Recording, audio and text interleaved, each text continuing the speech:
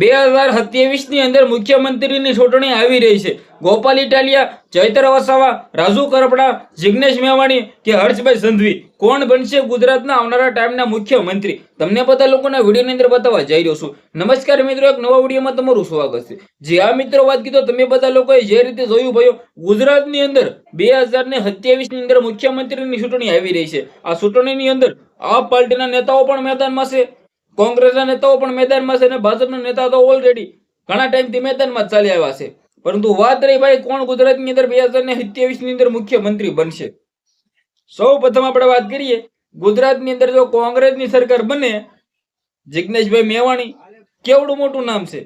જિગ્નેશભાઈ મેવાણીને તમે બધા લોકો જોવા માંગો છો ભાઈ કોંગ્રેસમાંથી મુખ્યમંત્રી ગુજરાતની અંદર? એ પણ કમેન્ટની અંદર વિશે જણાવી દીજો. આ પાર્ટી જો ગુજરાતની અંદર જીતે તો કોણ મુખ્યમંત્રી બને? ઈશુદાન ગઢવી પણ છે, ચૈતર વસાવા પણ છે, ગોપાલ ઇટાલિયા પણ છે. તમે કોને જોવા માંગો છો? ગોપાલ ઇટાલિયા, ચૈતર વસાવા કે ઈશુદાન ગઢવી? આ પાર્ટી જીતે 2027 ની અંદર તો કોણ બનશે ગુજરાતના મુખ્યમંત્રી? જે આ મિત્રો વાત કીધો. હવે આપણે મેન મુદ્દો આવી ભાજપ ઉપર. ગુજરાતની અંદર ભાજપ 2027 ની અંદર જીતે તો કોણ ભાઈ મુખ્યમંત્રી બને? હવે સૌ પ્રથમ મોટામાં મોટું નામ છે ભાઈ ગૃહમંત્રી હર્ષભાઈ સંઘવી.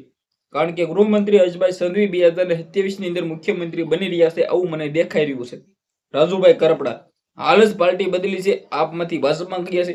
જે પણ ગુજરાતના મુખ્યમંત્રી બની શકે છે ભાઈ ઘણા લોકો કહી રહ્યા છે. પરંતુ હવે જે હું વાત કહેવા જઈ રહ્યો છું ને, આમાંથી હર્ષભાઈ સંઘવી સિવાય એકય પણ ગુજરાતના મુખ્યમંત્રી 2027 માં નહીં બને. કોંગ્રેસની સરકાર ગુજરાતમાં મને નથી લાગતું કે આવશે.